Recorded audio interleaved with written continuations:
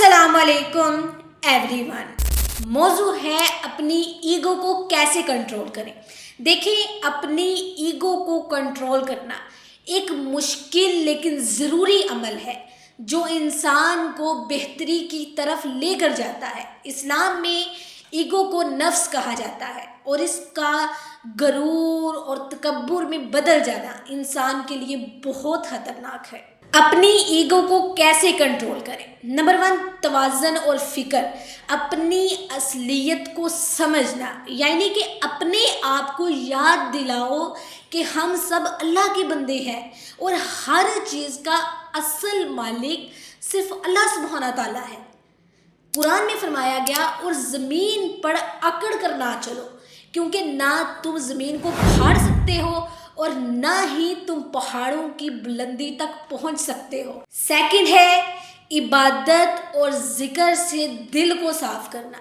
ज़्यादा से ज़्यादा ज़िक्र और इस्तग़फ़ार किया करें, ये हमारे दिल को नरम करेगा और नफ्स को कमज़ोर करेगा। ठीक है। थर्ड है अपनी गलती मानना सीखें। जो लोग अपनी गलती मान लेते हैं ना, उनका दिल हल्का हो जाता है और ईगो आहिस्ता आहिस्ता कमज़ोर पड़ती है। गलती पर सॉरी कहना तकब्बुर को तोड़ता है। नेक्स्ट है लोगों को माफ़ करना। जब तुम दूसरों को माफ़ करते हो ना, तो असल में तुम अपनी ईगो पर गालिब आ जाते हो। ये अल्लाह की नज़र में भी एक अजीम अमल है। जो माफ़ कर दे और सुलह करे तो उसका अजर अल्लाह ताला के ज़िम्मे है। ठीक है। फिफ्थ है शुक्रगुजार बनो। हर छोटी बड़ी चीज़ पर शुक्र अदा करना ईगो को दबाता है और इंसान में तवाज़न पैदा करता है। अल्लाह ताला ने आपको जितनी नेमतें अदा की है, छोटी सी छोटी ही क्यों नहीं है, उस पर लाजमी शुक्र अदा करें। इससे आपका ही फ़ायदा है। एक तो अल्लाह ताला राज़ी और दूसरा आप अपनी ईगो को दबा देते हैं। ठीक है।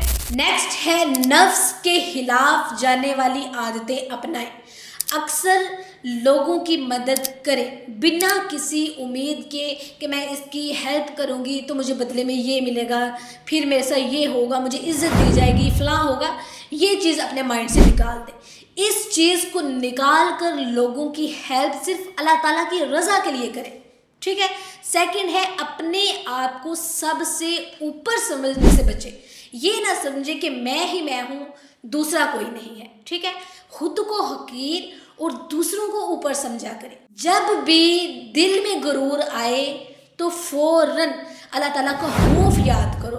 अल्लाह ताला ने कुरान में क्या कहा है? जो लोग गुरूर करते हैं, तकब्बुर करते हैं, ज़मीन पर अकड़ कर चलते हैं, याद करो कि अल्लाह ताला ने उस पर क्या खौफनाक आयतें दी हैं हमें। इसी तरह रोज़ अपने दिन के अमाल का जायज़ा लें, अपने गलत इरादों और गलत सोच को पहचानें और उन्हें दुरुस्त करें।